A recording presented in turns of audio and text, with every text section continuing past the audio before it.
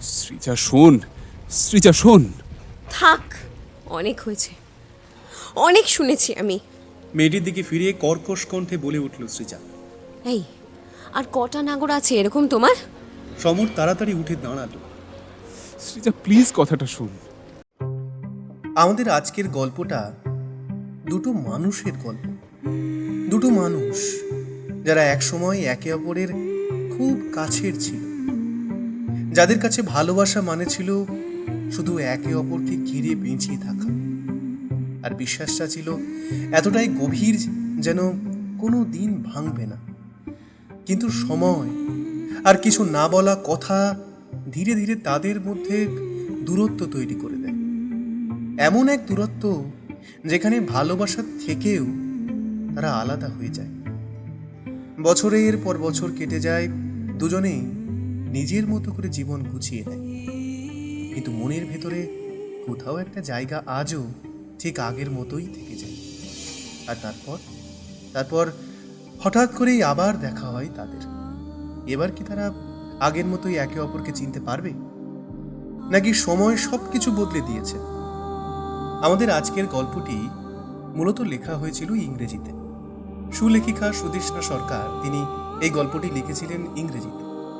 সমগ্র গল্পটির অনুবাদ এবং অ্যাডাপ্টেশন করেছেন অনির্বাণ ঘোষ। গল্পটি আপনাদের কেমন লাগলো তা অবশ্যই আমাদের জানাবেন। আর হ্যাঁ, আমাদের গল্পটিতে হাইপ বাটনটি প্রেস করে আমাদের গল্পটি অন্যদের কাছে পৌঁছে দিন, আর অবশ্যই চ্যানেলটিকে সাবস্ক্রাইব করবেন। আপনারা শুনছেন গল্প ভার্স স্টুডিও। গল্প শুনুন, গল্পে বাঁচুন।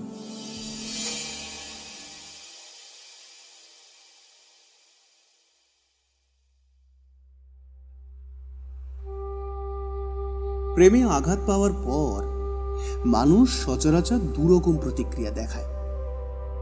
একদল আছে যারা শ্রাবণের ধারার মতো অফুরন্ত অশ্রু সাগরে নিজের সবটুকু কষ্ট বিসর্জন দিয়ে শান্তি পেতে চায়, আর অন্য দল চুপ করে যায়, শুধু চুপ করেই যায়।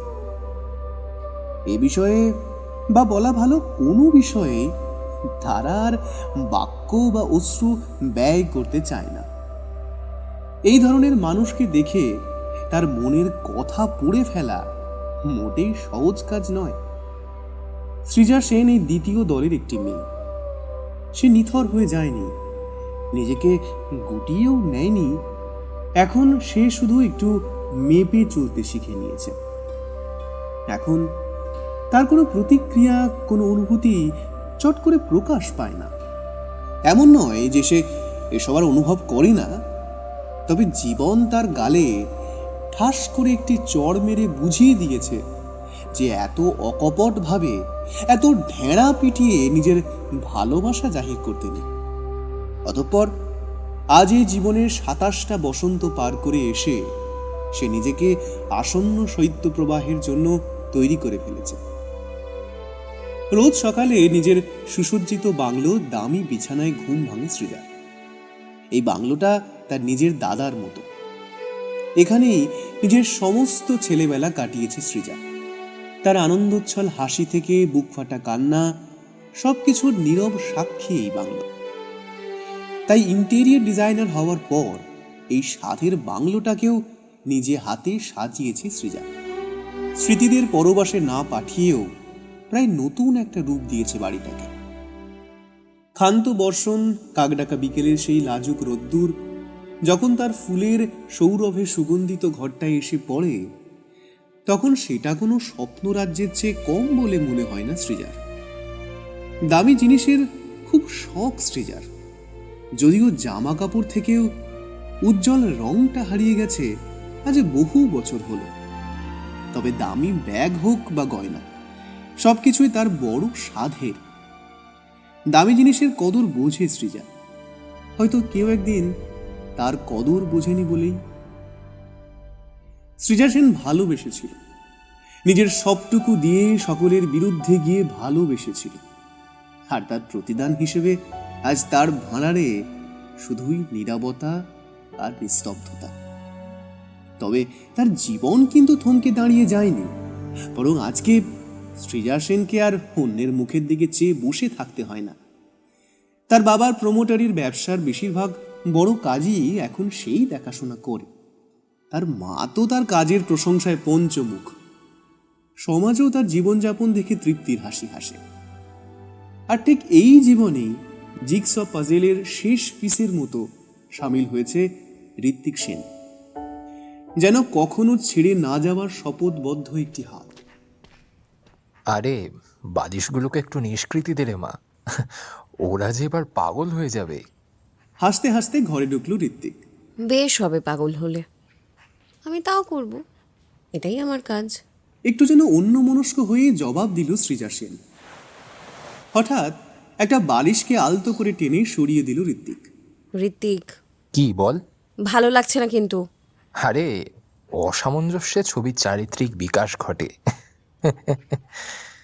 এটা ছবি না, এটা আমার বাড়ি। আমাদের বাড়ি। শান্ত গলায় শুধরে দিল ঋত্বিক। কয়েক মুহূর্তের জন্য সবকিছু কেমন যেন নিস্তব্ধ হয়ে গেল। যে ভালোবাসা পূরণে ক্ষতস্থানে মলম লাগায়, সেও কখনো কখনো অনিচ্ছা সত্ত্বেও ক্ষতস্থানটিকে আবারও সতেজ করে তুলতে পারে। ক্ষণিকের জন্য নিশ্চুপ হয়ে গেল সৃজা। মানে অবশ্য যদি তোর কোনো আপত্তি না থাকে আর কি। সৃজা সেন তার দিকে ফিরে তাকালো। হ্যাঁ, শুধুই তাকালো। সে দৃষ্টিতে কোনো দাবি নেই, কোনো চাহিদা বা আকাঙ্ক্ষা নেই। আছে শুধু স্নেহ ও এক সমুদ্র ধৈর্য। ইটস ওকে, কোনো ব্যাপার না। আর তফাৎটা সেখানে। সত্যিই তাই। সত্যি এই কথাটা শুনে বিচলিত হয়নি সৃজা। এই প্রেমটা কলেজ জীবনের সেই পুড়িয়ে ছাড়খাড় করে দেওয়া প্রেম নয়। এ বড় শান্ত, স্নিগ্ধ, আর কাঁপানো শীতের সন্ধ্যায় ফায়ার প্লেসের মতো উষ্ণ। সৃজা ও ঋত্বিক একসাথে অনেকটা সময় কাটায়। একসাথে রান্না করা, খাওয়া, নিখাত আড্ডা মারা। লর্ড অফ দ্য রিংস থেকে ইনসেপশন, শরদিন্দু থেকে কাফকা, জুডিশিয়াল কেসেস থেকে ইন্টেরিয়র ডিজাইন। ওদের আড্ডার কোনো নির্দিষ্ট পরিসীমা ছিল না। সৃজা কথা বললে কফি হাউসের ডিসুজার মতোই ঋত্বিকও নির্বাক শ্রোতা হয়ে বসে থাকত, শুনত। বলার চেয়েও বেশি শুনতে ভালোবাসে ঋত্বিক। তার কাছে সৃজার কণ্ঠস্বর হয়তো ত্রিভুবনের সর্বশ্রেষ্ঠ সঙ্গীত। তেমনি সৃজার নিস্তব্ধতাগুলো কখনো জোর করে ভাঙার চেষ্টা করে না ঋত্বিক। সে নীরবতাকে সম্মান দিতে জানে। ঋত্বিকের এই ব্যাপারটা বড্ড বেশি ভালো লাগে সৃজার। সন্ধেবেলা চায়ের কাপ হাতে ব্যালকনিতে দাঁড়িয়েছিল দুজনে। দেখতে চাইছিল ট্রাফিকের এই ক্যাকাফনি তাদের স্বপ্ন চুষে খেতে আসে কিনা। তবে তার এলো না। তার আগেই ঋত্বিক বলে উঠল, জানিস, মা আবার তোর কথা জিজ্ঞেস করছিল। আবার? হ্যাঁ, মায়ের তোকে খুব পছন্দ জানিস তো। আমায় খালি বলে, কি লক্ষ্মীমন্ত মেয়ে, দেখলেই মনটা একেবারে জুড়িয়ে যায়। আর তাছাড়া দেখেই বোঝা যায় মা আমার খুব ধীর স্থির, একেবারে রূপে লক্ষ্মী আর গুণে সরস্বতী। ধীর স্থির কোনো এক হারিয়ে যাওয়া বিকেলে কেউ তাকে বলেছিল সে নাকি ভীষণ প্রাণোচ্ছল। দুজনে হেসে উঠল। বহুকাল পরে সৃজার জীবনে বসন্ত এসেছে। আর ঠিক এই সময়গুলোতেই সবকিছু তছনছ করে দিতে চারিদিক কালো করে জমে ওঠে কোনো এক অনাহুত কাল বৈশাখী। এর ঠিক দুদিন পরেই একদিন বাবা নিজের অফিসে ডেকে পাঠালেন সৃজাকে। তার অফিসটাও নিজে হাতে সাজিয়ে দিয়েছে সৃজা। চারিদিকে নানা রকম বই, কাগজ, আসবাব এবং প্রচুর স্মারক ও সম্মানপত্র। শ্রী, মা, আজ আর একটা বড় প্রজেক্ট এসেছে, বুঝেছিস? আমি চাই এই কেসটা তুই নিজে হাতে সামলা। কোথায়? আরে আমাদের ওই বাংলোর ঠিক উল্টো দিকে বড় খদ্দের, খুব খুঁতখুঁতে। সে আর কোনটা হয় না বাবা? না রে মা, এটা সত্যি একটা স্পেশাল কেস। সৃজার বাবা আলতোভাবে ফাইলটা খুললেন। ভদ্রলোকের নাম সমর বর্মা। মন ভুলে যাওয়া নাটক চালিয়ে যেতে চাইলেও এ বিষয়ে শরীর সায় দেয় না। ব্যাগের হাতলে হাতের মুঠোটা শক্ত হয়ে উঠল সৃজা। হৃদস্পন্দনটা হঠাৎ যেন একটু পিছলে গেল। দ্রুত হলো না, শুধু পা হরকানো। মিটিং কবে? হ্যাঁ, আগামীকাল দুপুরে। বেশ, আমি পৌঁছে যাব। শান্তভাবে অফিস থেকে বেরিয়ে গেল সৃজা সেন। বাড়ি ফিরে বিছানায় বসা মাত্র তার বুক ফেটে বেরিয়ে এলো একটা গভীর দীর্ঘশ্বাস। সমর বর্মা। বহু বছর হয়ে গেছে সৃজা ওই নামটা আর উচ্চারণ করে না। সে রাতে ঋত্বিককেও বলেনি সে।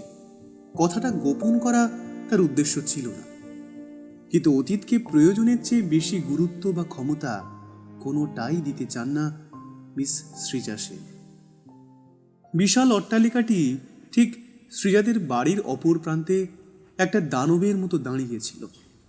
সুঠাম গড়ন, সাজসজ্জায় আধুনিকতার ছাপ, যেন মাথা উঁচু করে নিজের অস্তিত্বের জানান দিচ্ছে আশেপাশের সকলকে। একটু উদ্বিগ্ন হয়ে মনামি বলল, সমরবাবু একটু বেশি খুঁতখুঁতে আর খুবই দাম্ভিক। ক্লায়েন্টরা সাধারণত তাই হয়ে থাকে। আর ঠিক তখনই মানুষটার উপর চোখ পড়ল সৃজার। সমর বর্মা। বয়স বেড়েছে, চেহারা ও দৃষ্টিতে একটা অচেনা তীক্ষ্ণতা এসেছে। কোমলতার জায়গা নিয়েছে কর্তব্যপরায়ণতা। সমর বর্মা যখন সৃজা সেনের দিকে ফিরে তাকালেন, সময় একটা অদ্ভুত খেলা আরম্ভ করে দিল। নিজের শক্ত হাতটা সৃজার দিকে এগিয়ে দিলেন সমর বর্মা। ঠান্ডা গলায় বললেন, আপনিই তবে সেই ডিজাইনার?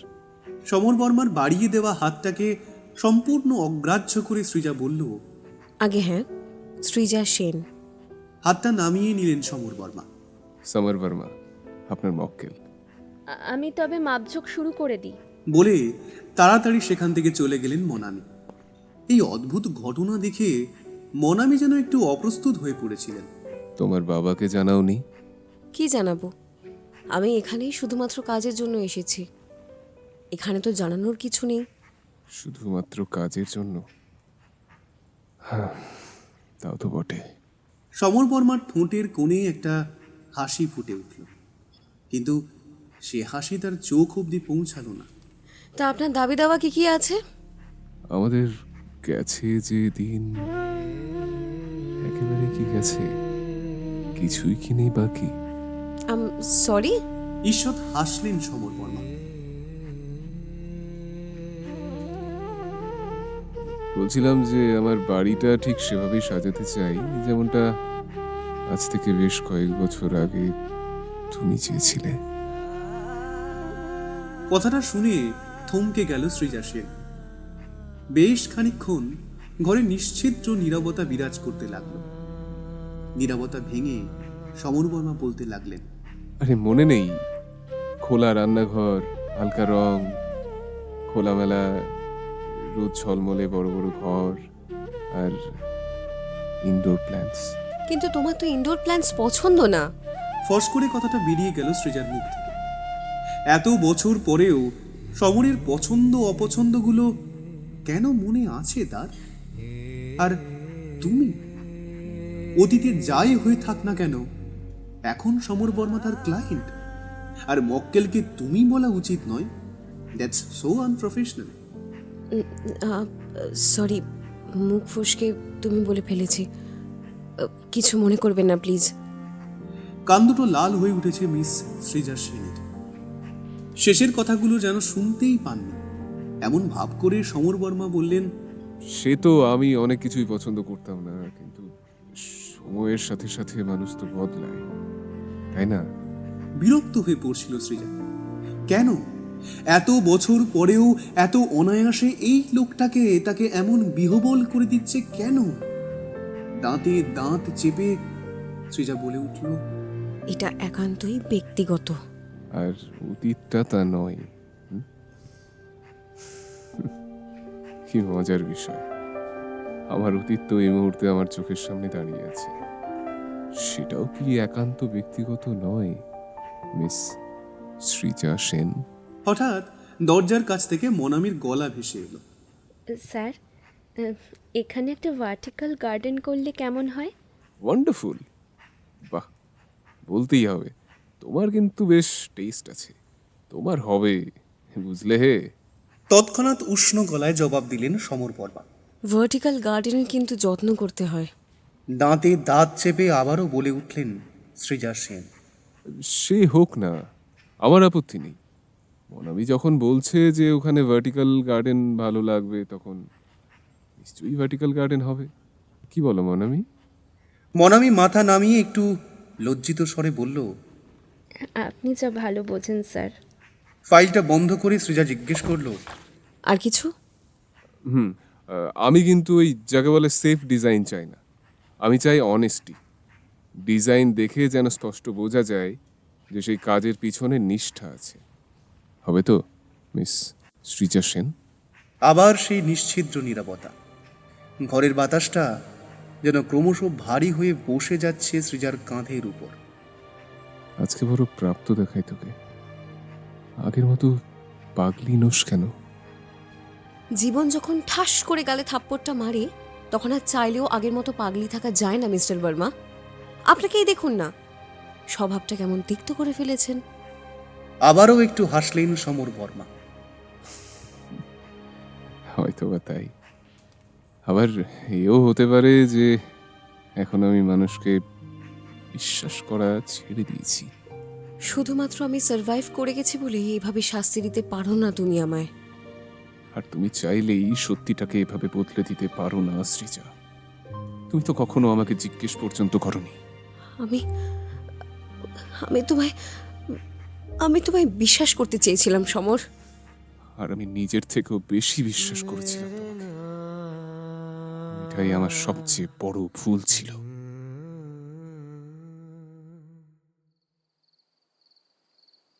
সেদিন রাত্রে দোতলার ব্যালকনিতে দাঁড়িয়ে ইয়ারফোনে গান শুনছিল সৃজা সেন।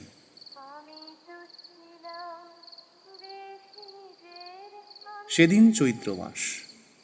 বড় পছন্দের ছবি সৃজার।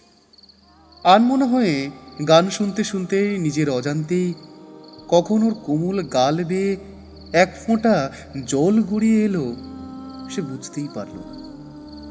সামনের বাংলোটায় আলো জ্বলছে। সে ফিরে এসেছে। না, শুধু সে ফিরে আসেনি, সাথে করে নিয়ে এসেছে এক রাশ স্মৃতি, বহু বছর ধরে জমিয়ে রাখা অনেকখানি অভিমান ও কান্না। সেই জমে থাকা কান্নারই এক প্রতিনিধি এখন সৃজার গাল বেয়ে নেমে আসছে। কিছু কিছু প্রেম ফুরিয়ে যায় না, তারা অপেক্ষা করে। আর হঠাৎ ফিরে আসার আগে তারা মোটেই জানান দেয় না। দরজা খটখট করে না, নিঃশব্দে ভেতরে চলে আসে। কিছু গন্ধ, কিছু হাসি, কিছু জমি থাকা স্মৃতির রাশি, কিংবা শুধুমাত্র একটা নাম। ব্যাস, এটুকুই যথেষ্ট সেই পুড়িয়ে ছারখার করে দেওয়া প্রেমের প্রত্যাবর্তনের জন্য। সৃজা এই জিনিসগুলো ঠিকই শিখেছে। মন খারাপের রাতের সঙ্গে ঘুমের মোটেই ভাব নেই। ঘর অন্ধকার, পর্দা টানা, চারিদিক প্রায় নিস্তব্ধ। কিন্তু সৃজার মনে তখন যুদ্ধ শুরু হয়ে গেছে। মনকে বাগে আনা সবচেয়ে দুঃসাধ্য। তার উপর যদি তোমার অতীত তোমার মুখোমুখি দাঁড়িয়ে তোমায় প্রশ্ন করতে লাগে, তাহলে তো কথাই নেই। পাশ ফিরে পাশ বালিশটা জড়িয়ে ধরল সৃজা। আর ঠিক তখনই যেন কোনো এক টাইম মেশিনে চেপে ফিরে গেল প্রায় 10 বছর আগে। বয়সটা তখন 21। কলেজের ব্যাগ কাঁধে বৃষ্টি ভেজা এক সকালে কলেজের বারান্দায় দৌড়াচ্ছে সৃজা সেন। বৃষ্টির জন্য আজ বড্ড দেরি হয়ে গেছে। এত দূর ভিজতে ভিজতে আসার পর যদি প্রফেসর ক্লাসে বসতে না দেন। আর তখনই লাগলো ধাক্কাটা, একেবারে ঠেলার নাম বাবাজি। এক্সট্রিমলি সরি, আসলে এত দেরি হয়ে গেছে। বলতে বলতেই চোখ তুলে তাকালো সৃজা। সমর বর্মা, সেকেন্ড ইয়ার। সৃজা তখন ফার্স্ট। ফ্রেশার্সের দিন থেকেই একে অপরের চোখে পড়ে গিয়েছিল। তারপর হামেশাই ক্যাম্পাসে এখানে সেখানে চোখাচোখি হতো দুজনা। তবে এর আগে কথা হয়নি। তবে আজকের এই ঘটনাটা যেন ঠিক কোনো হিন্দি ছবির দৃশ্য। কলেজে পড়তে এসে এর চেয়ে বেশি আর কি বা চাইতে পারে কেউ? সবসময় তো তাড়াহুড়ো কেন থাকে তোর? সৃজার হাতটা ধরে তাকে দাঁড়াতে সাহায্য করে প্রশ্ন করলো সমর। যে রাস্তা দিয়েই আমি দৌড়ে যাই, তুমি সবসময় সেখানেই কেন দাঁড়াও বলো তো? তোমার জন্যই ধাক্কা লেগেছে। হালকা অভিমানের সুরে কথাটা বলতে শুরু করলেও শেষ অবধি আর পারল না সৃজা। ফিক করে হেসে ফেলল। প্রত্যুত্তরে সমর বর্মার মুখেও দেখা গেল একটা হাসির ঝিলিক। ব্যাস, সব শেষ। সাহিত্য তার বিষয় নয়, তবু ওই হাসির ভাব সম্প্রসারণ করতে দিলে সৃজা পাতার পর পাতা লিখে যেতে পারে। তুই তো সৃজা, ইন্টেরিয়র ডিজাইন। তুমি কি করে জানলে? সৃজা একটু অবাক হলো। আমি দেখেছি, খুব সুন্দর ছবি আঁকিস তুই। এই যে মিস্টার, ওটাকে না দেখা বলে না, স্টক করা বলে। বটে, তবু তো আপনি স্টকারের সামনে দাঁড়িয়ে আছেন ম্যাডাম। পালানোর তো বিন্দুমাত্র প্রচেষ্টা দেখছি না। ম্যাডাম, তার উপর আবার আপনি? ব্যাস, যেটুকু যা আত্মসংযম ছিল সব গলে টলে জল হয়ে গেল মিস সৃজা সেনের। মুখ নামিয়ে নরম গলায় বলল, আমার ক্লাস আছে। সে তো আমারও আছে। আচ্ছা, আমার সঙ্গে হেঁটে যেতে আপত্তি আছে? আপত্তি? সমর বর্মার সাথে হেঁটে যেতে আপত্তি? তাও আবার সৃজা সেনের? ক্লাস তো তুচ্ছ, সমর রাজি হলে তার সাথে সারা জীবন হেঁটে যেতে রাজি সৃজা। এইভাবেই শুরু। এরপর কাকার দোকানে চায়ের ভাঁড় থেকে ভাগ করে খাওয়া ডিমের অমলেট, সারা রাত ধরে ভিডিও কল থেকে হঠাৎ অভিমানে ভরা এক পশলা ঝগড়া থেকে একে অপরকে জড়িয়ে অঝোর ধারায় কান্না জুড়ে শুধু প্রেম আর প্রেম। তুমি না বড্ড বেশি ভাবো, জানো তো। অন্ধকার ছাদে দাঁড়িয়ে চায়ের কাপটা এগিয়ে দিয়ে বলল সমর বর্মা। আর তুমি একটুও ভাবতেই চাও না। সেই জন্যই তো ম্যাডাম আমরা একে অপরের পরিপূরক। আর যদি না তা হয়? কি না হয়? যদি একদিন ব্যালেন্সটা বিগড়ে যায়? তাহলে সেদিন আবারও একটা নতুন শিক্ষা হবে। ধ্যাত, তুমি এত সহজে সবকিছু বলে দাও কি করে বলো তো? কারণ আমি এগুলো সত্যি মন থেকে বলি। এই ছিলেন সমর বর্মা, যে জানান দিয়ে খোলা মনে প্রাণ ভরে ভালোবাসত। আর সৃজা ভালোবাসত মেপে মেপে, সন্তর্পণে। হঠাৎ ঘুম ভেঙে গেল সৃজার। বিছানায় ধর্মর করে উঠে বসল সে। নিঃশ্বাস নিতে কষ্ট হচ্ছে তার। বুকের কাছে হাত দুটোকে চেপে ধরে নিজেকে সামলে নেওয়ার চেষ্টা করছে সে। আশঙ্কাটা এটা নয় যে সমর বর্মা ফিরে এসেছে, আশঙ্কাটা এটাই যে এত বছর পরেও এই স্মৃতিগুলো এত মারাত্মক ও বেদনাদায়কভাবে উজ্জীবিত। এর পরের কিছুদিন কর্মব্যস্ততায় কাটিয়ে দিল সৃজা। বাংলোয় মিটিংগুলো একটু বেশিই অস্বস্তিকর হয়ে উঠল। সমর বর্মা যেন ইচ্ছে করেই একটু বেশি মাত্রায় কঠোর ব্যবহার করছেন।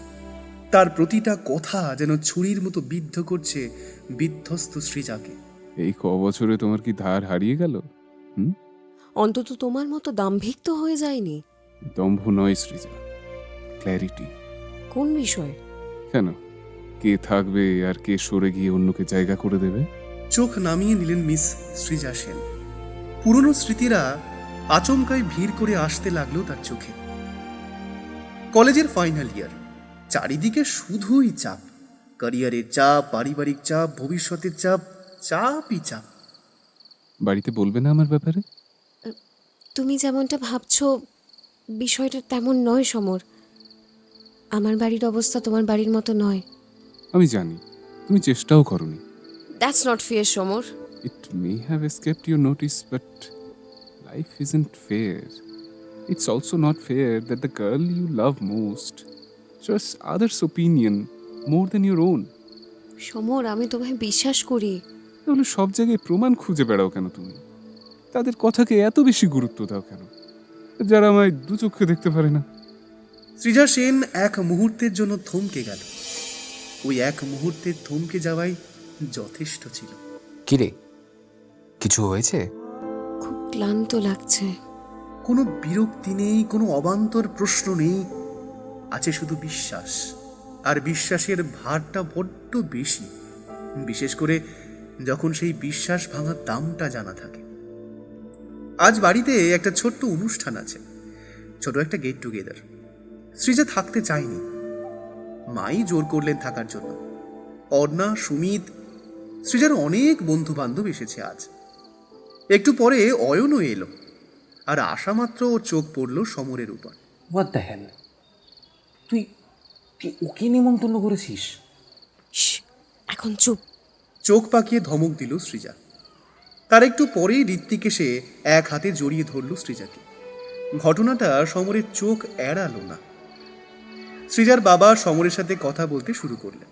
আপনিই তো বোধহয় ওই নতুন বাংলোটা কিনেছেন, তাই না? হ্যাঁ, আপনার মেয়ে তো ইন্টেরিয়র ডিজাইনের ব্যাপারটা সামলাচ্ছে। মা আমার একেবারে যাকে বলে রূপে লক্ষ্মী আর গুণে সরস্বতী। হ্যাঁ, তা তো বটেই। টেবিলে বসে সকলের উদ্দেশ্যে টোস্ট করলেন Samar Barma. To new beginnings. Srija সেনের চোয়াল শক্ত হয়ে উঠল। আজ এই সন্ধ্যায় অতীত, বর্তমান ও ভবিষ্যতের সহাবস্থান ঘটেছে। সৃজা সেন সমর বর্মার সাথে বেড়ে ওঠা তাদের সম্পর্কটা থেকে বেরিয়ে আসেনি। তাকে গলা ধাক্কা দিয়ে বের করে দেওয়া হয়েছিল, একবার নয়, বারংবার। বাড়িটা কিছুক্ষণ পরই খালি হয়ে গেল। কিন্তু যে ঝড় সৃজা সেনের মনের মধ্যে জমে উঠেছে সে এত সহজে থামবার নয়। অন্ধকার রাস্তার দিকে তাকিয়ে ব্যালকনিতে দাঁড়িয়েছিল সৃজা। হাতের মুঠোয় ফোনটাকে শক্ত করে ধরে রাখলেও দেখছি না সেটা। হঠাৎ ঋত্বিক এসে তার কাঁধে হাত রাখল। কি রে, কথাই তো বলছিস না সন্ধ্যের থেকে। ও তাই? হ্যাঁ, আর তোর আজকে নীরবতাটাও অন্যদিনের থেকে আলাদা। কি হয়েছে বলতো? ক্লান্তভাবে হাসল সৃজা। কিছু না, আসলে খুব ক্লান্ত লাগছে। তা উনি কি সেই? কে? ওই যে বাংলোর মালিক সমর বর্মা। এই প্রথম এমন কেউ তার সামনে নামটা উচ্চারণ করল যে পুরো বিষয়টাই জানে না, অথচ ঠিকই আন্দাজ করতে পেরেছে। হঠাৎ এ প্রশ্ন? কারণ সচরাচর কোনো মানুষকে দেখে তোর অবস্থা এমন হয় না। এইভাবে হারিয়ে যাস না কখনো। দেখ, আমি কিন্তু তোকে সন্দেহ করছি না, ভালোবাসি তাই জিজ্ঞেস করছি। আমরা একই কলেজে পড়তাম। ওকে। শুধু ওকে? বিশ্বাসও করে নিলি তুই? হ্যাঁ, করলামই তো। যে কোনো অপবাদের চেয়ে বেশি ভার বিশ্বাসের। এই মোলাকাতটা হবারই ছিল। রাস্তার ধারে স্ট্রিট লাইটের তীক্ষ্ণ আলোর নিচে মুখোমুখি হলেন অয়ন এবং সমর বর্মা। তোমার সাহস তো কম নয়, আবার ওর জীবনে ফিরে এসেছো। তোমারও ওই আগ বাড়িয়ে নাক গলানোর স্বভাবটা রয়েই গেল দেখছি। সমর, তুমি আগেরবার মেয়েটাকে কাঁদিয়ে ছেড়েছ, সেটা ভুলো না।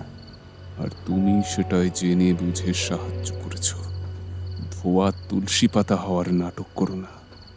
তুমি তো পাক্কা মেয়েবাদ ছিলে, সবাই জানে সে কথা, সবাই দেখেছে। না, সবাই বলেছে। মেয়েটা রাতের পর রাত কেঁদে ভাসিয়েছে। আর তুমি তুমি নিশ্চিন্তে ঘুমিয়েছ এটা মনে করে যে তুমি ওকে রক্ষা করেছ।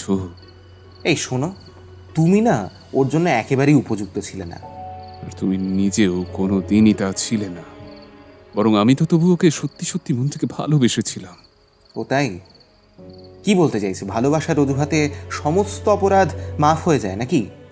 না, তা হয় না, কিন্তু মিথ্যে কথা তো তার চেয়ে অনেক বেশি আঘাত দেয়। ভালো বলছি সমর, সরে যাও ওর জীবন থেকে। নিজের হাতে যে জিনিসটা ভেঙে ফেলেছ সেটাকে আগলে রাখার কোনো অধিকার নেই তোমার। টিপ টিপ করে বৃষ্টি পড়ছে। সৃজা সেন একা দাঁড়িয়ে আছে ক্যাফেটার বাইরে। তার বুক ঢিপ ঢিপ করছে, আর চোখ দুটো আটকে আছে ক্যাফের ভেতরে একটা দৃশ্যে। কোনার টেবিলে বসে আছে সমর বর্মা, আর তার উল্টো দিকে একটি সুন্দরী মেয়ে। হাসতে হাসতে প্রায় সমরের উপর ঢলে পড়ছে মেয়েটি। সজোরে দরজা খুলে ভেতরে ছুটে এলো সৃজা। কি সৃজা, তুই? তাহলে আমার সাথে ভালোবাসা ভালোবাসা খেলার ফাঁকে ফাঁকে এই করে বেড়াচ্ছ তুমি?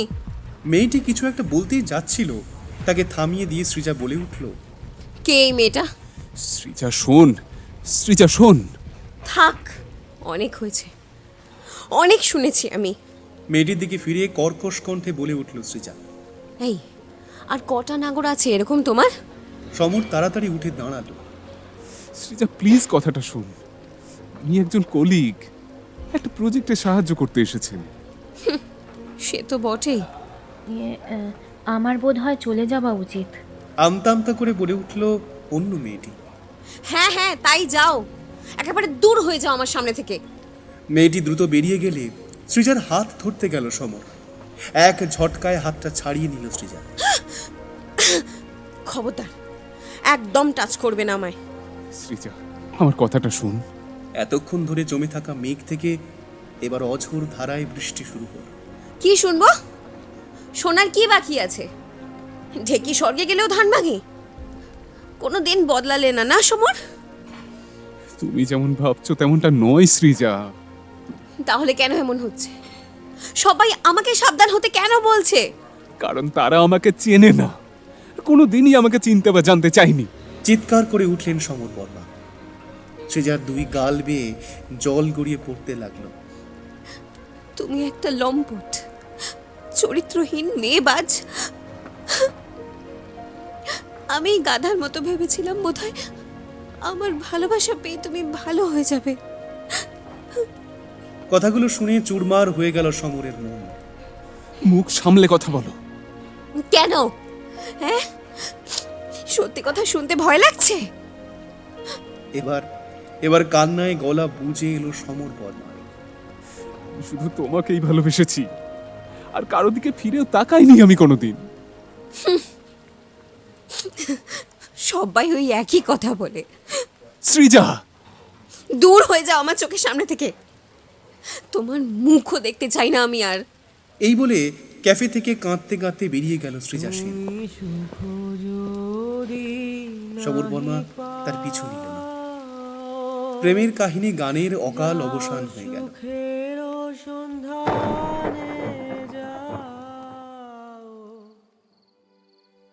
সৃজার সঙ্গে দেখা করতে এসেছে রুচিরা, অয়ন ও আরো কিছু বন্ধু বান্ধব। সবারই প্রায় একই কথা। তো তোকে বলেছিলাম না, এর মতো জানোয়াররা বদলায় না, বদলাতে পারে না এর মতো জানোয়াররা। যাক, শেষমেশ বুঝলি তাহলে। Srija, you deserve better. তার সদ্য পাওয়া আঘাতগুলোর ওপর মলমের মতো কাজ করছিল, আর একই সাথে সমরকে ঠেলে দিচ্ছিল অনেক অনেক দূরে।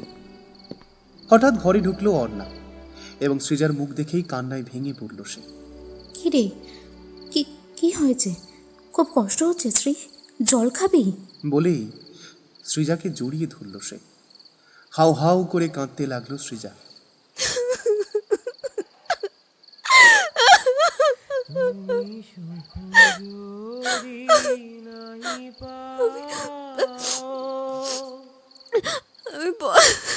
আমি বড্ড ভালোবেসেছিলাম রে ওকে। আমি বড্ড বেশি ভালোবাসতাম।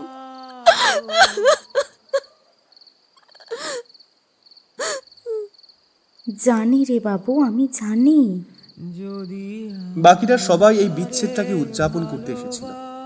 শুধুমাত্র অর্ণাই বুঝতে পারছিল সৃজার মনের মধ্যে কি চলছে। একে একে সকলে বিদায় নিল। অনেক রাতে হঠাৎই অর্ণাকে ফোন করলো সৃজা। আচ্ছা অর্ণা, একটা কথা বল। বল। আমি কি একবারের জন্য ওর কথাটা শুনতে চেয়েছিলাম? জাস্ট একটা বার। কখনো কখনো নীরবতা সেই সব কথা অনেক সহজেই বলে ফেলে, যা অনেক শব্দ ব্যবহার করেও বোঝানো সম্ভব হয় না। উল্টো দিকের বাংলোটায় আলো জ্বলছে। আজ প্রথমবার সৃজার মনে হলো, এমন নয় তো যে গল্পটা সে এতদিন ধ্রুব সত্য বলে মেনে এসেছে সেটা নিতান্তই একটা ডাহা মিথ্যে।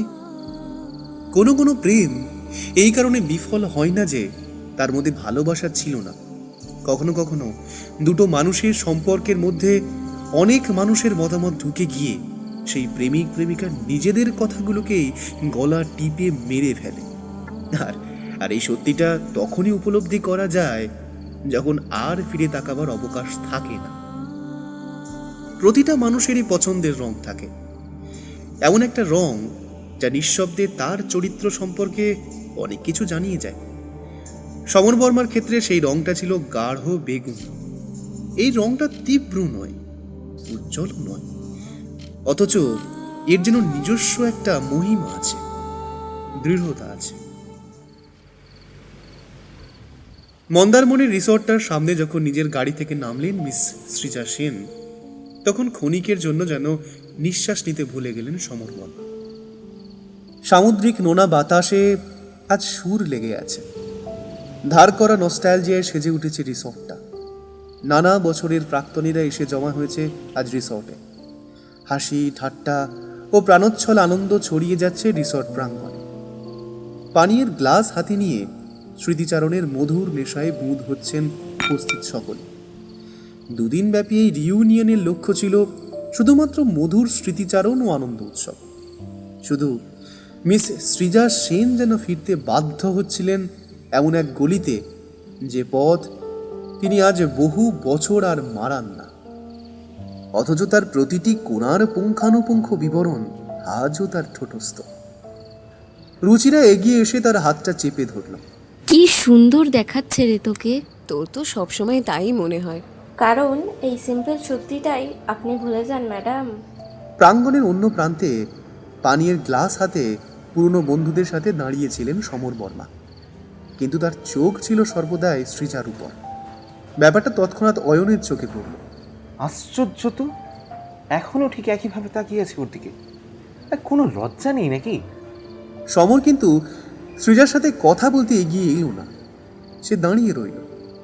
কারণ এতদিনে জীবন তাকে এই একটা জিনিস খুব ভালোভাবে শিখিয়ে দিয়েছে, তা হলো ধৈর্য। অন্য দিনের মতো আজও সৃজা সেন খুব সংযত, পরিমিত। প্রয়োজনে হাসছেন, প্রশ্নের বিনম্র উত্তর দিচ্ছেন, অথচ খুব সাবলীলভাবে হলের কিছু কিছু অংশ এড়িয়ে যাচ্ছেন। হঠাৎ তার নজর পড়ল সেই মেয়েটির উপর। আজ থেকে 7 বছর আগের ক্যাফের সেই মেয়েটি বারের ধারে দাঁড়িয়ে হাসছে, আর তার হাত আলতো করে ছুঁয়ে যাচ্ছে সমরের হাত।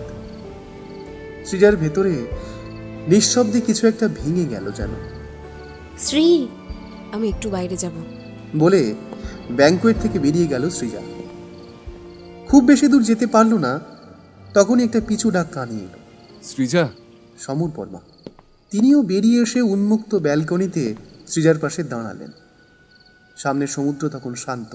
কি হয়েছে? আমরা কি একটু কথা বলতে পারি? তিক্ত হাসি হেসেই সৃজা বলল, এখন? তুমি নিজের মনে একটা মিথ্যে গল্পকে সম্পূর্ণ সত্যি বলে মেনে নেওয়ার আগে আমাদের কথা বলা দরকার। ওটুকুই যথেষ্ট ছিল। সব কিছুর পরেও তোমার এ কথা বলার কোনো অধিকার নেই। সৃজা, তুমি এখনো একই রকম আছো। হাসছো, খেলছো, মদ খাচ্ছো, ফ্লার্ট করছো, এমন ভাব করছো যেন যা কিছু হয়েছে তাতে তোমার কিচ্ছু এসে যায় না। সৃজা তা নয়। আর মনামি? গলা বুঝে এলো সৃজার। তুমি জানো ওতে আমার অস্বস্তি হয়, কষ্ট হয়, তাও ইচ্ছে করে এগুলো করো। ভীষণ আনন্দ হয় না তোমার? আনন্দ? বিস্ময়ে হতবাক হয়ে গেলেন সমর বর্মা। হ্যাঁ হ্যাঁ, আনন্দ। তোমার সবসময় লাইমলাইটে থাকতে ভালো লাগে। সকলের কাছ থেকে টেনশন আর ভ্যালিডেশন ছাড়া আর কি বা চাও তুমি? দৃঢ় পায়ে কাছে এগিয়ে এলেন সমর বর্মা। সৃজা, আমার কথাটা শোনো, তাকাও আমার দিকে। সৃজা মাথা নাড়ল। শোনো, তুমি চিরকালই একটা লম্পট, একটা চরিত্রহীন। আর তুমি?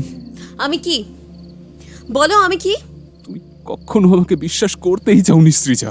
বিশ্বাসটা না এমনি এমনি আসে না, ওটা অর্জন করতে হয়। প্রতিদিন আমি চেষ্টা করে গেছি তোমার বিশ্বাস অর্জন করার জন্য, কিন্তু আমি বুঝতে পারিনি যে তোমার বিশ্বাস অর্জন করতে গেলে বাকি সবার বিশ্বাস অর্জন করতে হবে আমায়। তার মানে? মানে তুমি আমায় ভালোবেসেছিলে কিছু শর্তের উপর ভিত্তি করে। আমাকে দেখো, আমি তোমার প্রেমে উন্মাদ হয়ে গেছিলাম। আমি তোমায় সবচেয়ে বেশি ভালোবাসতাম, বলা ভালো আজও বাসি। ওই মেয়েটি নিছকই আমার বান্ধবী, আর কিচ্ছু নয়। আমি আজ অবধি ওকে স্পর্শ পর্যন্ত করিনি। তাহলে কেন? গলা দিয়ে আর আওয়াজ বেরোচ্ছে না সৃজার। কারণ তুমি যাওয়ার জন্য পা বাড়িয়েই ছিলে। তোমার জন্য তোমার আগে বন্ধুরা সব ঠিক করে দিয়েছিল যে আমি কে। That's not fair. What's not fair was being judged by the people who never wanted me to win. ওরা ওরা আমাকে বাঁচাতে চেয়েছিল। ওরা তোমায় আমার বিরুদ্ধে বিষিয়ে দিচ্ছিল, আস্তে আস্তে কিন্তু নিশ্চিতভাবে তোমার মনটা আমার বিরুদ্ধে বিষিয়ে দিচ্ছিল ওরা। পা কাঁপতে লাগলো সৃজা সেনের। কাঁদো কাঁদো গলায় বলল, আমি তোমাকে তেমন করে ভালোবাসতে চেয়েছিলাম যেমনটা যেমনটা এর আগে আর কেউ কখনো পারেনি। আমি নিজের সবটুকু দিয়ে চিৎকার করে ভালোবাসতে চেয়েছিলাম। আমি কোনোদিনই তোমায় ছেড়ে যেতে চাইনি। আমি আমি বুঝতে পারছিলাম না কোনটা ঠিক কোনটা ভুল, কে সত্যি বলছে আর কে মিথ্যে বলছে। সমর বর্মা এগিয়ে এলো। সৃজা বাধা দিল না। তার কোলে ঢলে পড়ে অঝোর ধারায় কাঁদতে লাগলো সে। এমন করে সে বহু বছর কাঁদেনি। সমর জাপটে ধরে রইল তাকে। তার এক হাতে সৃজার পিঠটা ধরে রেখে অন্য হাতটা তার মাথায় বুলিয়ে দিতে লাগলো।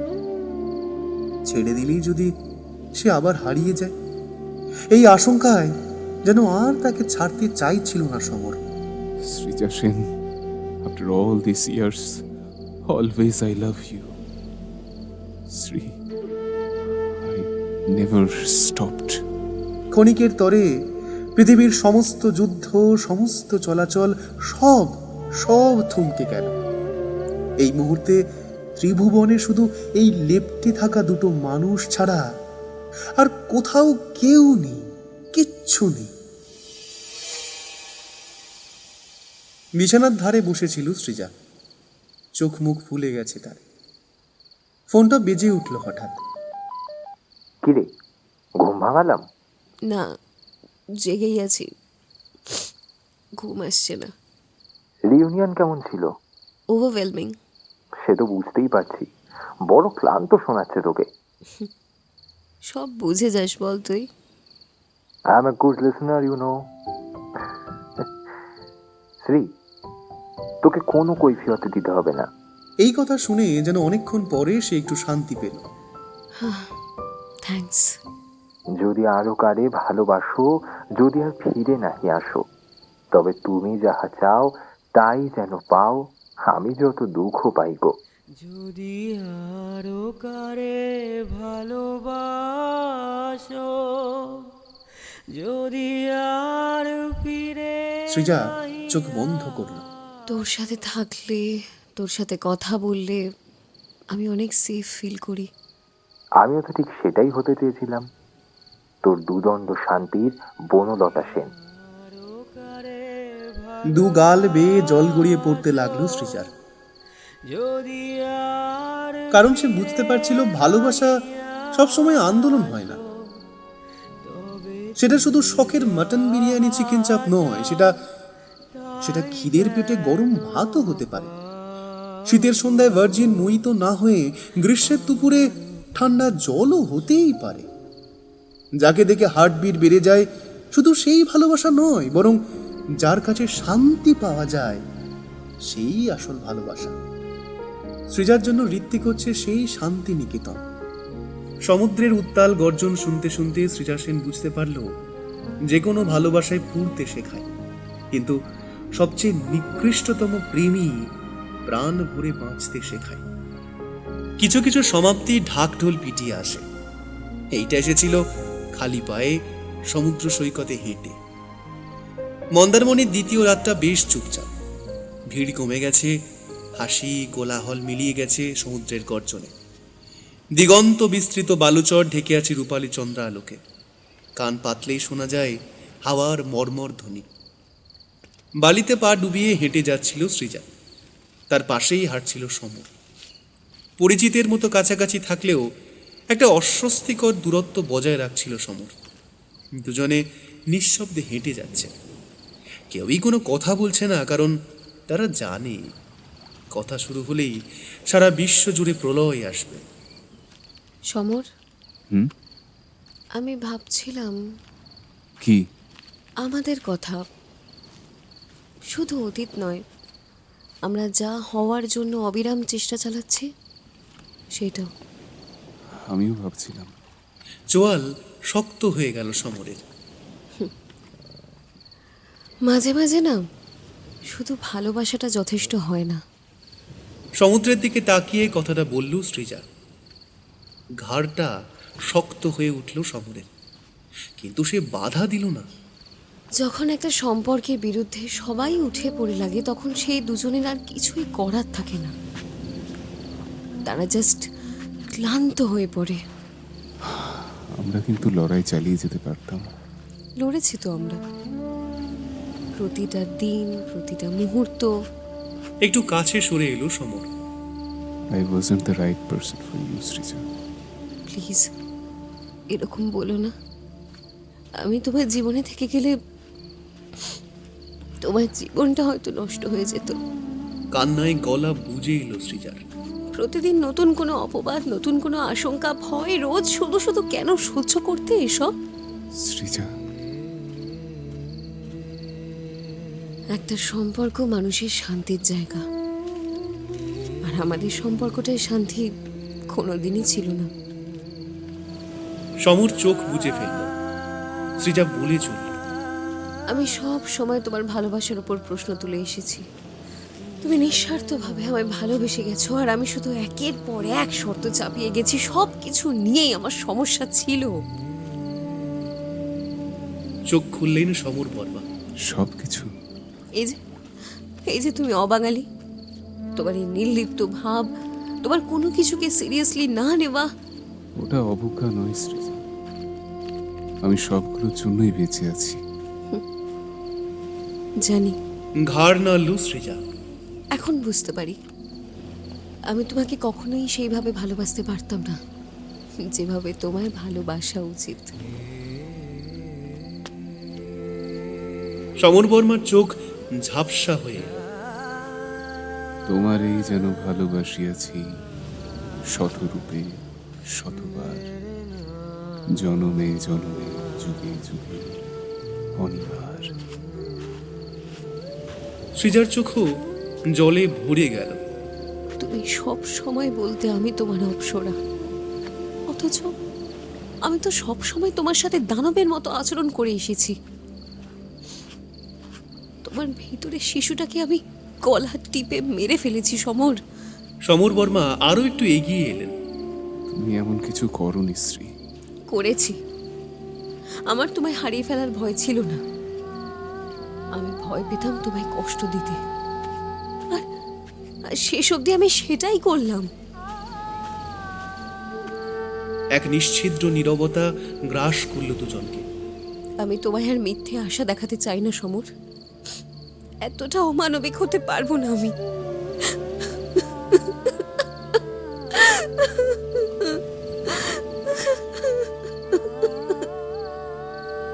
শেষমেশ ঝরঝর করে কেঁদে ফেলল সৃজা সেন। তোমার কি মনে হয় সৃজা আমি এগুলো জানি না? চমকে উঠল সৃজা। আমি জানি তুমি বড্ড অগোছালো, আমি জানি তুমি আমায় সন্দেহ করতে, আমি জানি আমাদের দুনিয়াটা ভীষণ আলাদা, কিন্তু কিন্তু তোমার ভালোবাসা কখনোই ভুল নয় আমার, কখনোই নয়, কখনো নয়। দুজনেই কান্নায় ভেঙে পড়ল।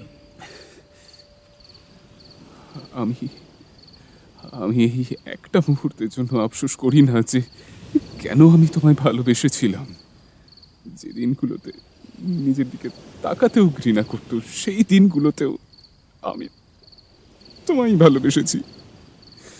সৃজা হাতটা বাড়িয়েও হঠাৎ থমকে গেল। মাঝে মধ্যে হয়তো মানুষগুলো ঠিক থাকে, কিন্তু তারা একে অপরের জন্য ঠিক হয় না। সমর ঘাড় নাড়ল। হয়তোবা তাই। হয়তো আমাদের কখনো দেখা না হওয়াই ভালো ছিল। বলেই অঝোর ধারায় কাঁদতে লাগলো সৃজা।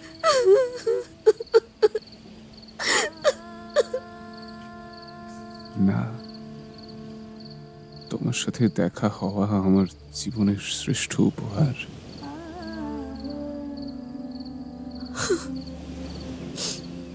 অন্তরে অতৃপ্তি রবে সাঙ্গ করি মনে হবে, শেষ হইয়াও হইল না শেষ। সমুদ্রের দিকে চোখ ফেরালেন সমর বর্মা। প্রতিটি কথা বুঝলেও আসল কথাটা শুধু তিনিই জানেন, কিন্তু কোনোদিন মুখ ফুটে তা বলতে পারবেন না কাউকে। সৃজাকে কখনোই তিনি তার অতীত বলে ফেলে রেখে এগিয়ে যেতে পারবেন না। তিনি আর কখনো অন্য কাউকে ভালোবাসতেই পারবেন না। সৃজা, একটা জিনিস চাইব, দেবে? কি? ডান্স। দম বন্ধ হয়ে এলো সৃজার। আমাদের সেই গানটা গেয়ে একবার একবার শেষবারের মতো তোমার সাথে নাচতে চাই আমি। সমর, প্লিজ না করো না। সম্মতি জানালো সৃজা। কিছুক্ষণ ইতস্তত দাঁড়িয়ে থাকার পর সমর সৃজার কোমরে হাত রাখল। সৃজা মাথা এলিয়ে দিল সমরের বুকে। এখানে মাথা রাখলে সমরের হৃদস্পন্দন স্পষ্ট শোনা যায়। চিরকাল এখানেই তো মাথা রাখতো সে। দুজনে বালির উপর নাচতে লাগলো। চোখের জলে মিশে গেল ভালোবাসার সুর। তোমার মনের মন্দিরে। এটা আমাদের স্বপ্ন ছিল, মনে আছে? সব মনে আছে। অনেকক্ষণ ধরে নাচলো তারা। এখানে কোনো অতীত নেই, কোনো ভবিষ্যৎ নেই, আছে শুধু এই মুহূর্তটা। গানটা শেষ হলে সৃজাই আগে সরে দাঁড়ালো।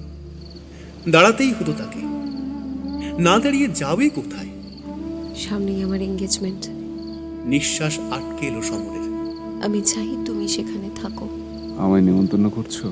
হ্যাঁ, ভালোবাসতাম তোমায়, এইটুকু সততা তোমার প্রাপ্য। অবশ্যই আসবো। জোর করেই হাসলেন সমর বর্মা। তার হাতটা আর একবার চেপে ধরে ফিরে গেল সৃজা সেন। সৃজা অন্ধকারে মিলিয়ে যাওয়ার অনেকক্ষণ পরেও সেখানেই দাঁড়িয়েছিলেন সমর বর্মা। কিছু কিছু প্রেম শুধুমাত্র এই কারণেই ফুরিয়ে যায় যে একজন শান্তি খুঁজে নেয়, অন্যজন শান্তি ছাড়াই বাঁচতে শিখে যায়।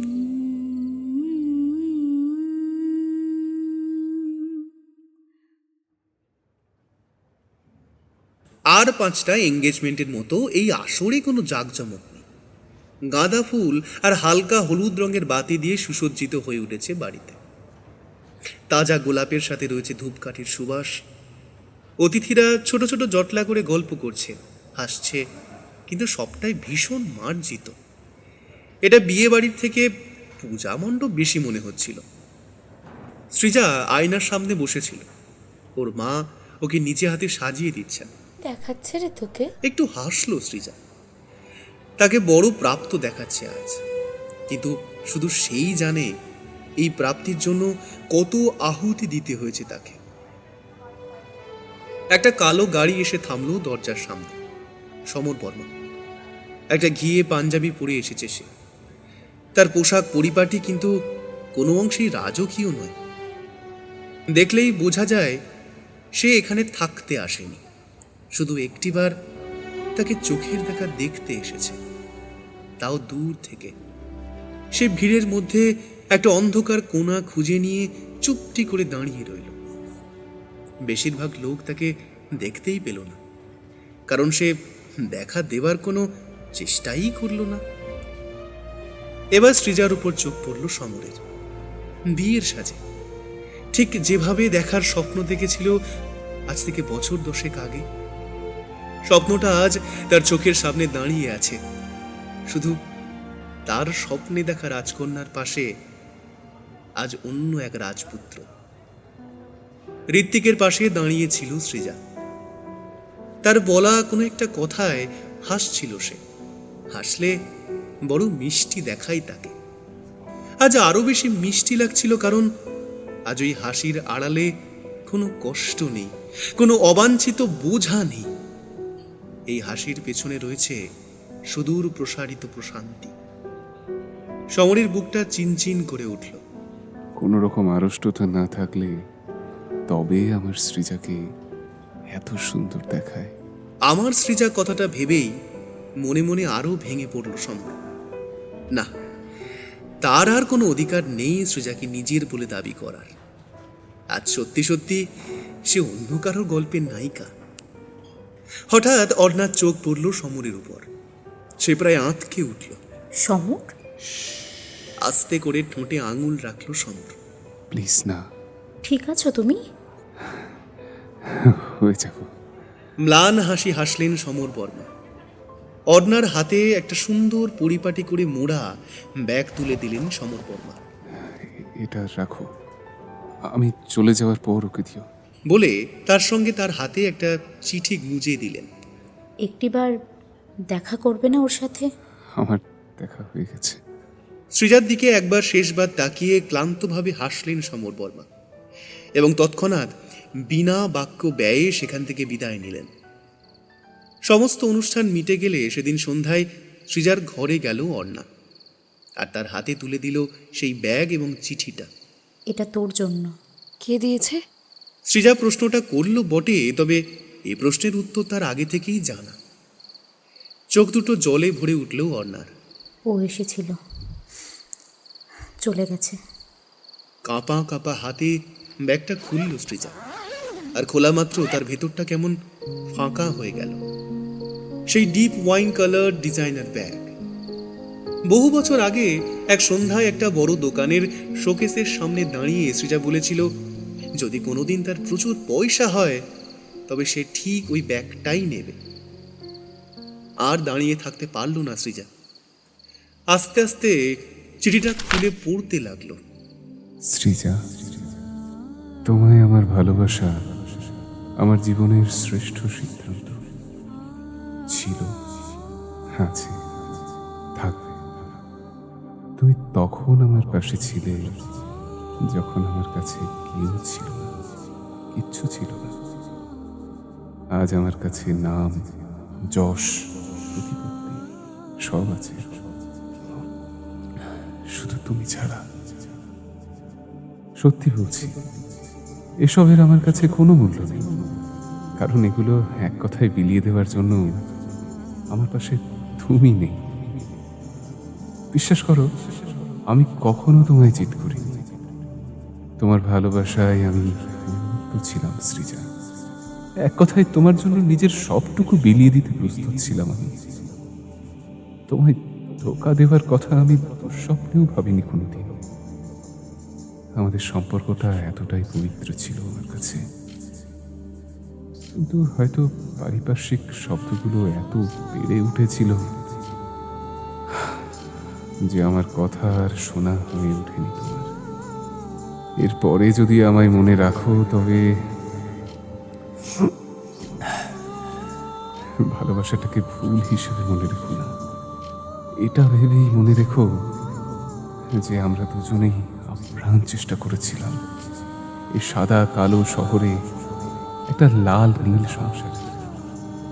পরজন্ম বলে যদি কিছু থেকে থাকে তবে আমাদের আবার যেন দেখা হয়। সেবার আর কারো ছায়াও পড়তে দেব না তোমার উপর, কথা দিলাম। ততদিন আমার অপেক্ষা করা ছাড়া আর কিছুই করার নেই। তবে আমি আর তোমায় আঁকতে ধরে রাখতে চাই না। আমি চাই তুমি সুখী হও। তবে হ্যাঁ, আমি এ শহর ছেড়ে চিরতরে চলে যাচ্ছি। তুমি আমার সামনেই আছো, অথচ তুমি আমার সামনে নও। অন্য কারোর গল্পে নায়িকা। এই ভার বহন করে আমি আর বেঁচে থাকতে পারব না। দেখা হলো কয়েক বছর পর, তুই এখন বড্ড ভীষণ পর। তুই এখনো আমার একার ঘর, আমার একার ঘর। চিঠিটা শেষ করে কান্নায় ভেঙে পড়ল সৃজা। চিৎকার করে লোক দেখানো কান্না নয়, নীরব অথচ দম বন্ধ করা কান্না। চিঠিটা হাতের মুঠোয় আঁকড়ে ধরে আছে সে, যেন কোনো হারিয়ে যাওয়া অতীতকে বাঁচিয়ে রাখার একটা শেষ অথচ ব্যর্থ প্রচেষ্টা। কি রে, ঠিক আছিস তুই? কোনো জবাব দিল না সৃজা। উঠে বসে চিঠিটা ব্যাগেই ভরে রাখল এবং এগিয়ে এলো ঋত্বিকের ঘরের দিকে। হঠাৎ দরজা খুলে যাওয়াতে চোখ তুলে তাকালো ঋত্বিক। তাকে কিছু বলতে দিল না। সৃজার দিকে একবার তাকিয়েই সে নিজের দুহাত বাড়িয়ে দিল। সৃজা দৌড়ে এসে তার বুকের মুখ গুজল। কখনো ছেড়ে যাবি না তো আমায়? কখনো না, till death does us part. কেমন? ঋত্বিককে দুহাতে ভালো করে জাপটে ধরল সৃজা। কেউ আর কোনো কথা বলল না, কারণ এই নীরব আলিঙ্গন এক গুচ্ছ কথার চেয়েও অনেক অনেক বেশি অর্থবহ, অনেক বেশি প্রাসঙ্গিক। দেখতে দেখতে 5-5টা বছর কেটে গেছে। উল্টো দিকের বাংলোটায় একটা নবীন দম্পতি এসে বাস করছে। খালি ব্যালকনিতে আজ একটা দোলনা ঝুলছে। পরিপাটি দরজাটার সামনে আজ অগোছালো চটি জুতোর স্তূপ। জানলা দরজা দিয়ে ফেটে পড়ছে হাসি, আড্ডা, কোলাহল ও কলরব। স্মৃতির জায়গা দখল করেছে প্রাণবন্ত উজ্জীবিত বর্তমান। এক শীতের সকালে তার সাধের বাগানে জল দিতে গিয়ে সৃজা লক্ষ্য করল বোগেনভেলিয়া গাছটা আবার ফুল ভরতে শুরু করেছে। মিঠে রোদ্দুরে কোমল গোলাপি ফুলগুলো বড় সুন্দর দেখাচ্ছে। গাছে জল দিতে দিতে পাইপ হাতে নিয়ে দাঁড়িয়ে পড়েছিল সৃজা। পায়ের কাছে জল জমে যাচ্ছে। হঠাৎ চটক ভেঙে গেল। সত্যি সবকিছু কত বদলে গিয়েছে। মৃদু হাসল সৃজা। বেদনার হাসি নয়, বুঝতে চাওয়া সমঝদার হাসি।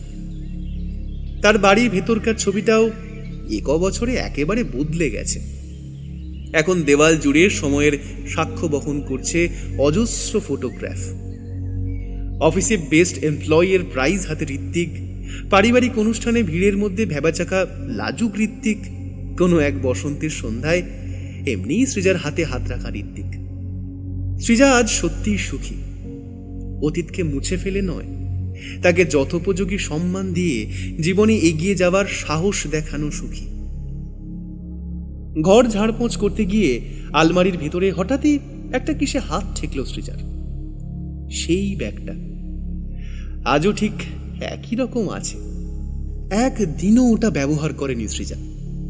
অপরাধ বোধ কিংবা আনুগত্যের দোহাই দিয়েও নয়, শুধুমাত্র এই কারণেই যে কিছু কিছু জিনিস দৈনন্দিন ব্যবহারে নষ্ট করে ফেলার উপযোগী নয়, তারা শুধুই স্মৃতির রোমন্থনের জন্য। খুব সাবধানে আলমারিটা আবার বন্ধ করে দিল সৃজা। দেশের অন্য প্রান্তে তখন মাঝরাত। নিজের অফিসে একা বসে আছেন সমর বর্মা। হালকা একটা আলো জ্বলছে।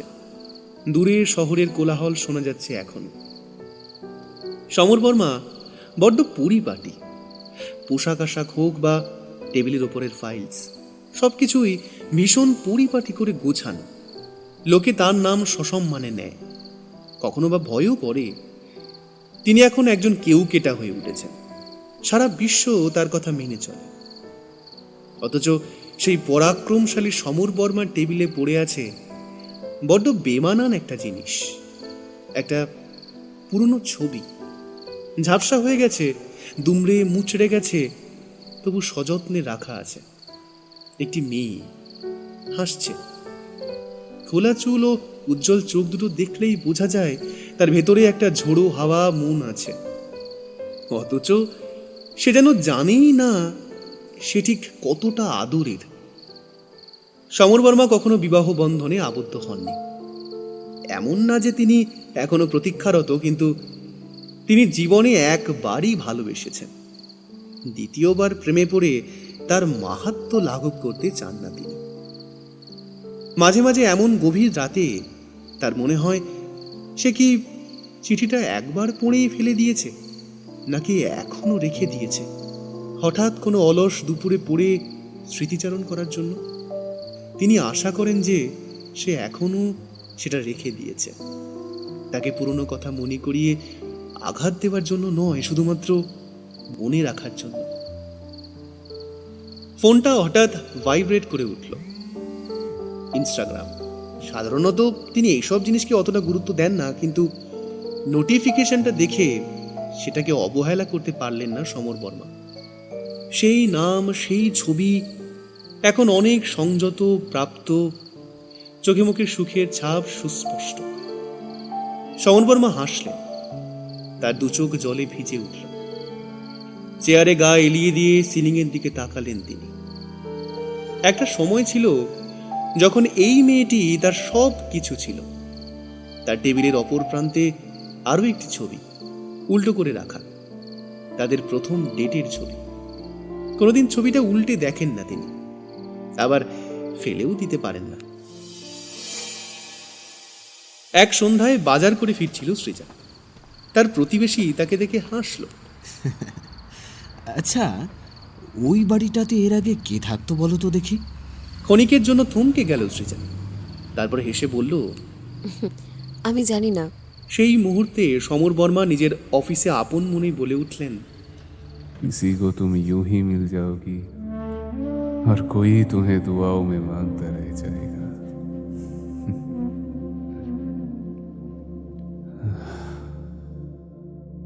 না, তাদের আর কোনোদিন দেখা হয়নি। কোনোদিন হঠাৎ ব্যস্ত যানজটে একে অপরের সাথে ধাক্কা লাগেনি। মাঝরাতে ইনস্টাগ্রামে হারিয়ে যাওয়া প্রশ্নেরা উত্তর খুঁজতে যায়নি, কারণ এটা বাস্তব জীবন, কোনো সিনেমা তো নয়। এখানে সব ভালোবাসা পূর্ণতা পায় না। কিছু কিছু ভালোবাসা শুধুই ভালোবাসতে শিখিয়ে যায়।